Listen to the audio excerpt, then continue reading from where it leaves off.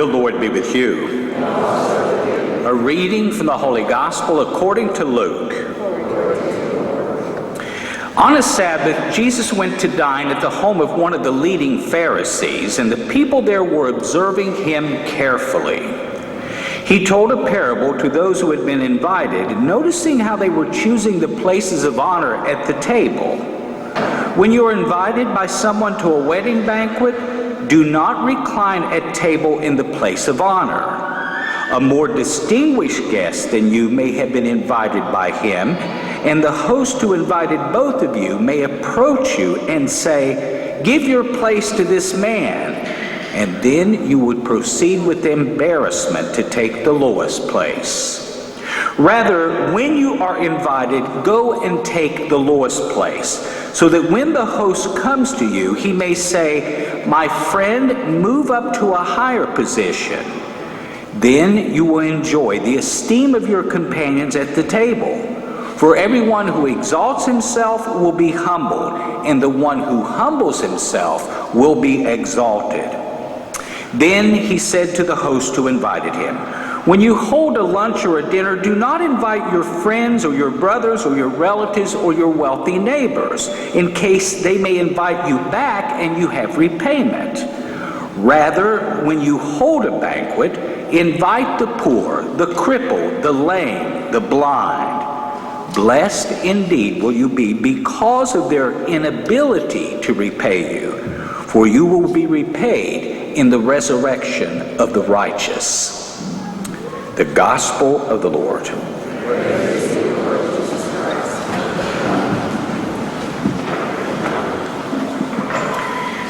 Christian Archibald Herder, born in March 28, 1865, was a United States politician and statesman, governor of Massachusetts, and Secretary of State. When Christian Herder was governor of Massachusetts, he was running for a second term in office. One day, after a busy morning chasing votes with no time for lunch, he arrived at a church barbecue. It was late afternoon, and Herder was famished. As Herder moved down the serving line, he held out his plate to the woman who was serving fried chicken. She put a piece on his plate and turned to the next person in line. "Excuse me," Governor Herder said, "do you mind if I have another piece of fried chicken?" "Sorry," the woman told him, "I'm supposed to give one piece of fried chicken to each person because you're going to get other food items as you move further down the line." "But I'm starved and I love fried chicken," the governor said. "Sorry," the woman said again, "only one to a customer." Governor Herder was a modest and unassuming man, but he decided this time he would throw a little weight around. "Do you know who I am?" he said. "I'm the governor of the state of Massachusetts." And she looked at him and said, "Do you know who I am? I'm the lady in charge of the chicken. Now move along, pal."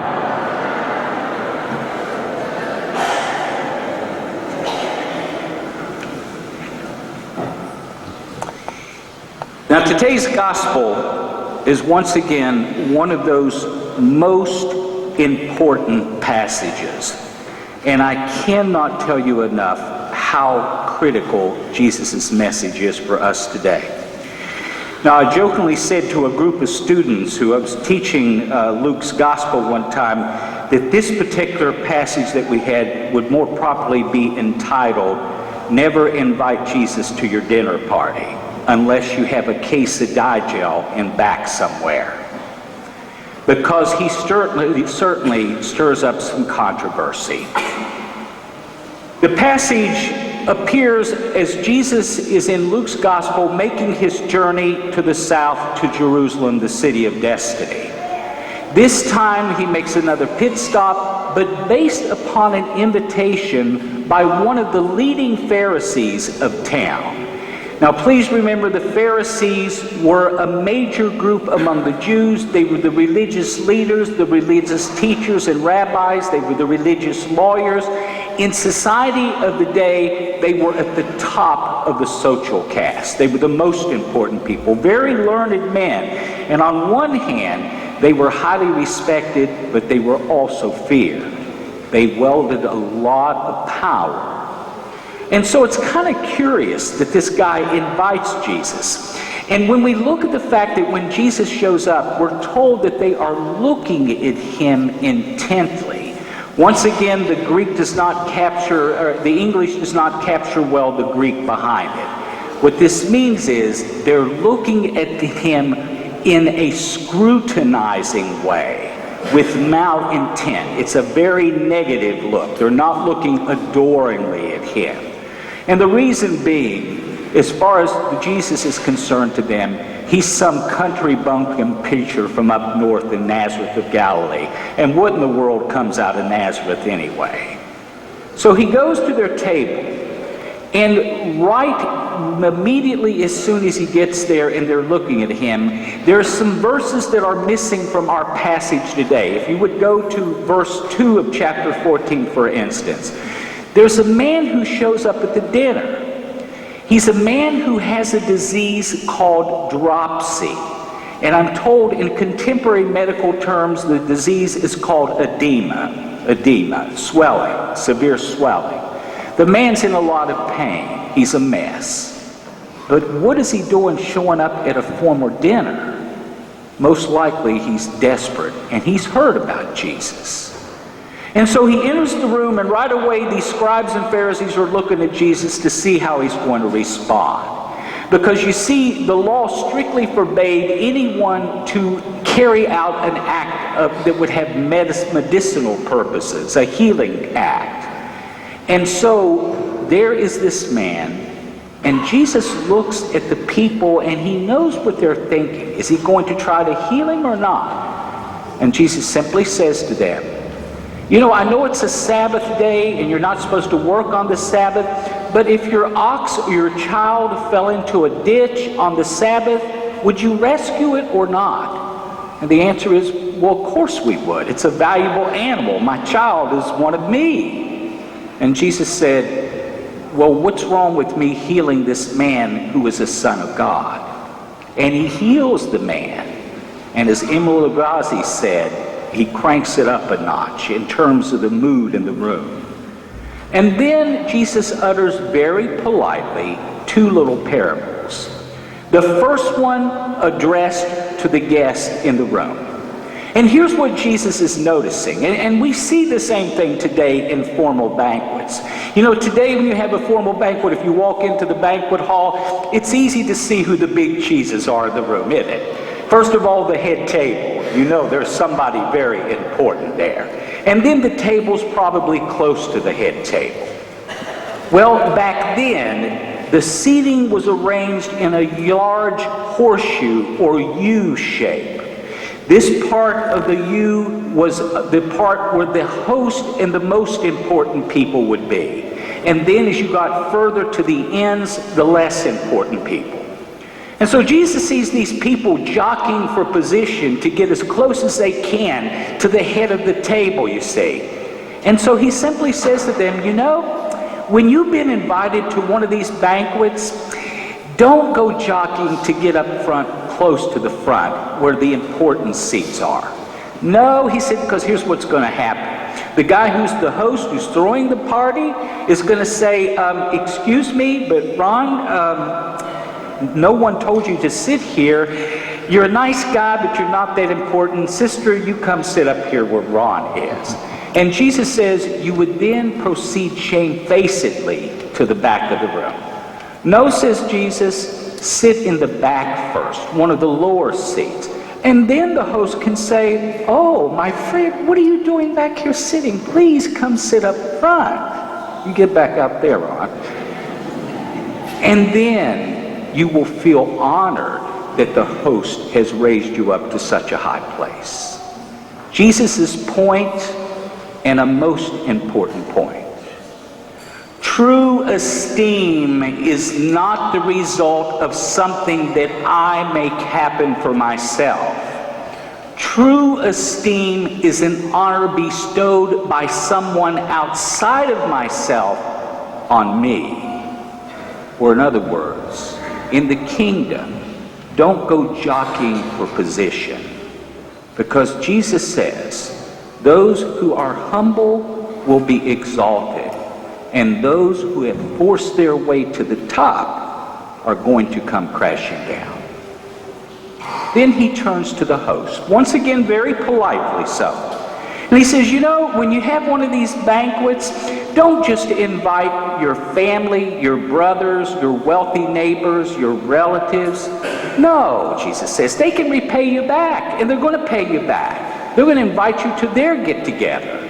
No, invite the poor, the lowly, the blind, the crippled, the lame, because they could never pay you back.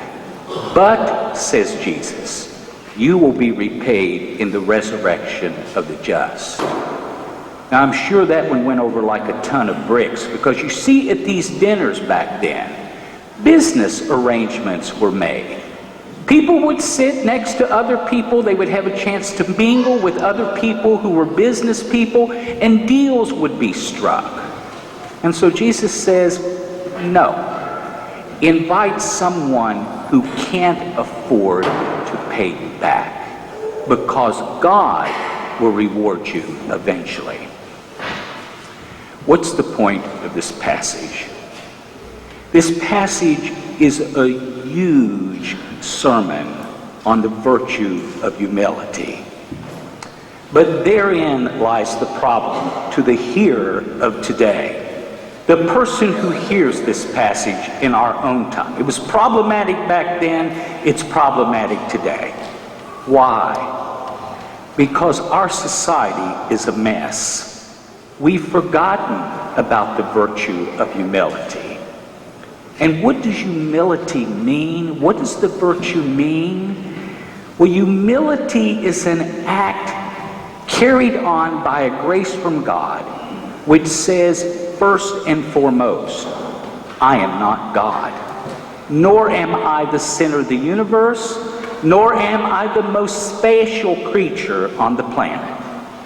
There's always someone greater than myself, and certainly God. Now, people have asked me in the RCIA classes for years, Father Jim, what's the most important thing I need to do to become a good Catholic? They're shocked to find that I do not say faith. I don't say faith, because that's the second most important thing. Humility is the first. Why? Because I can't say I truly believe in God until I've admitted the fact that I am not God. I am not the center of the universe. Well, where did the problem begin? How come we have such a horrible problem with humility? Why is it so all-pervasive in our society today? Well, the problem actually goes back several hundred years before Plato and Socrates were on the planet Earth. The ancient Greek philosophers that we call pre-Socratics, they had a slogan that they used, and something that they very much believed. And the slogan was, and I quote, "Man is the measure of all things." And what that means is, don't go looking to the heavens for your answers. We are the most important thing in the universe. We are what gives everything else meaning. And that permeated many societies throughout history. But then it reared its ugly head again in the 17th century in Western Europe in a very important movement called the Enlightenment. Now, the Enlightenment was a very important turning point in human history. It put a lot of emphasis on things such as reason, the ability to think, and this sort of thing. A lot of good came from the Enlightenment. But it also raised the belief once again that man is the measure of all things. And then it would make its way across the pond to the good old USA. And then it would really rear its ugly head in the 1960s in a movement that became known as the self-esteem movement. Now, I was trained in self-esteem thinking. A lot of teachers my age and older, a lot of therapists my age and older, psychologists were steeped in self-esteem thinking. And here's what self-esteem thinking said. All of the human problems that we have, all of our dilemmas, from the reason I divorced, the reason I can't find a job, the reason I do poorly in school, it's all because I don't feel good about myself. And so the thinking was, if we could heap up your self-esteem, if we could heap tons of accolades upon you, you would feel special and you would perform brilliantly.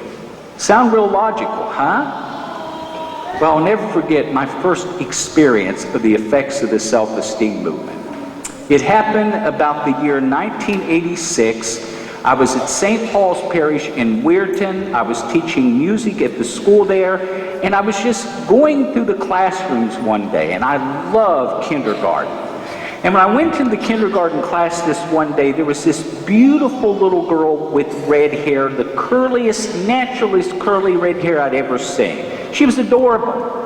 And I remember walking up to her at one point, and I said, "Honey, you have the prettiest hair I have ever seen."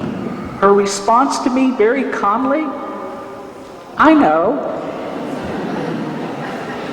Now, my mom would have said, "Micah, you conceited brat. Thank the guy for paying you a compliment."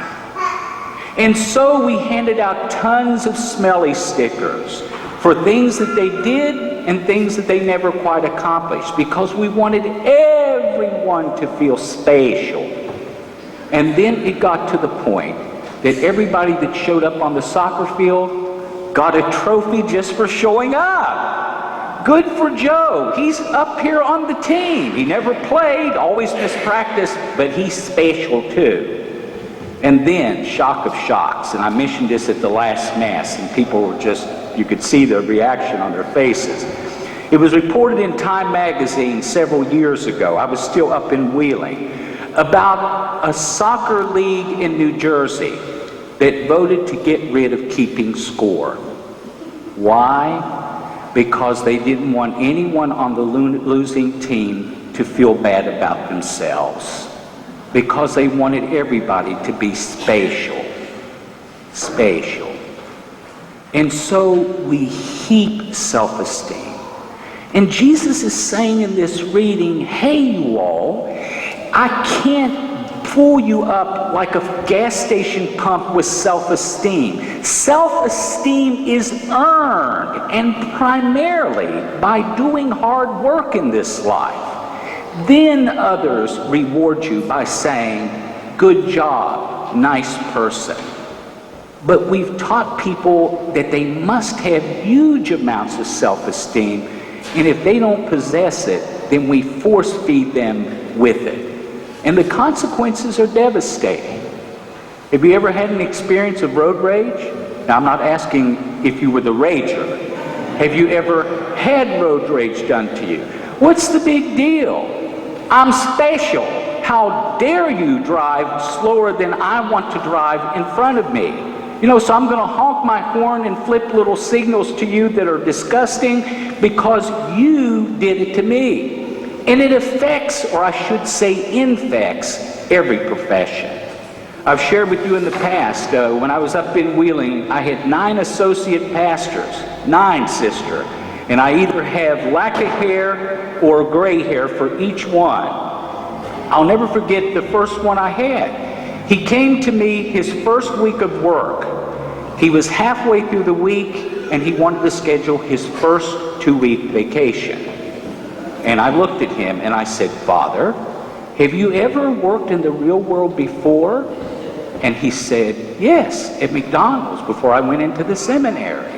And all I could think of was, you needed to spend more time at McDonald's. Law enforcement. One of my favorite law enforcement people, Sergeant Mike DeVita, is back here. You've been doing road patrol work for how many years now?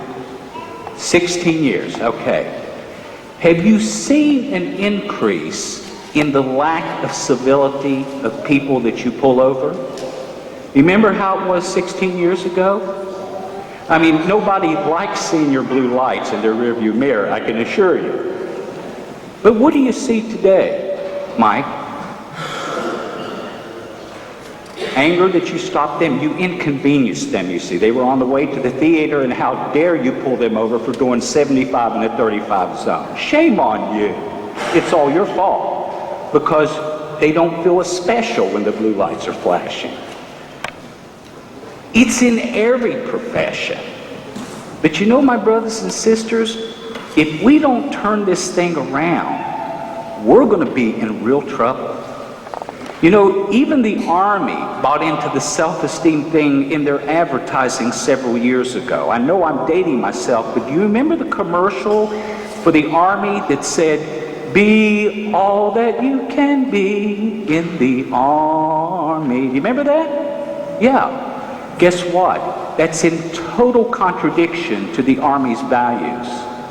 The Army's values, among them, are duty, honor, self-sacrifice. If they wanted to be faithful to the Army's values, that commercial would have said, not be all you can be, but be all you can be for your country. You see, there's a big difference. It's not about feeling good. And the irony of it all, they can pump you up and tell you be all you want to be, but as Jim Wright knows very well, when that drill sergeant gets you in boot camp, he's going to make you feel real special. Real special. What are we going to do about it? Well, first of all, we have to listen to Jesus. Jesus, who said life should never be about gloating over one's huge, overextended ego. It's about humility. In Mark 10:45, he laid down his job description. The Son of Man came not to be served, but to serve, and give his life as a ransom for the many. So what do we do? Humility is not about being a doormat. You see, a lot of people think I have to be this pious, holy, weak, meek person. No. You know, read the writings of Mother Teresa of Calcutta. Read the writings of 16th century Mother Teresa, Teresa of Avila. These women had very sharp tongues. They were brilliant and very witty and pithy, but they were humble at the same time. No, humility means I make an act of surrender whereby I say to the world, myself, and God, I am not God. There is always one greater than me. And you know what? It's ironic, and God is funny, that he would choose two drunks who lost everything. One of them was a doctor, to sober up, to pray, and then compose the most important tool we have in battling addictions. And what is that tool? The 12 steps of AA. And step number 1 is the most important. It says, and I quote, "Left to my own devices, my life is in a total chaos. Only by surrendering to my greater power can I possibly have serenity again." It's turning one's life over humbly to the Lord our God. In terms of children, teaching children boundaries, teaching children self-discipline is so incredibly important, especially at the youngest of ages. One of the things I'm very grateful for at our parish school this year, we have a theme this year. The theme is first you, then me. We're teaching our children, though they are special in God's eyes, they are not the centers of the universe. The world does not revolve around them. They were created for God's pleasure and for the good of others. And it's going to be a challenging lesson, but one that we will see through every subject, everything that's taught and said. My brothers and sisters, sometimes God challenges us with humility. There was a story, a true story, that a friend shared with me about a former vocation director from the Diocese of Orlando, Florida, who gave a keynote speech to the vocation directors throughout the country. These are the priests who recruit priests for the church. And he was talking about one day receiving notice that he was selected as the outstanding alumnus for his college, Georgetown College in Kentucky. It's near Lexington. And he said he was shocked that he would receive such an honor, and they invited him to come to the commencement service to be honored. He went out and bought a brand new black suit, brand new black shirt with the Roman collar, brand new shoes. He was so thrilled, so amazed that they would pick him. And he said there he was on Commencement Day, sitting up on the stage with all these dignitaries around him. And he began thinking to himself, you know, when I was here at this college, no one knew me, he said. And the reason no one knew him is his parents couldn't afford to send him to that college. So he had to do work study. And his principal work was doing dishes in the cafeteria and stocking the shelves after the meals were over. He said, nobody knew me. But then he said, today, everybody knows me. And about that time, unbeknownst to him, a bird flying over his head went, and there were droppings on the shoulder of his brand new coat. Then he realized God was giving him a message. Be humble, son. Have there been any birds flying over your head lately? Sometimes God humbles us so that we can learn the virtue of humility. So my brothers and sisters, my prayer for all of us today is, if you want to restore integrity to our great nation, if you want to restore our nations to the values of which we were founded, we first have to work on humility. And that means putting God first in my life and others before myself.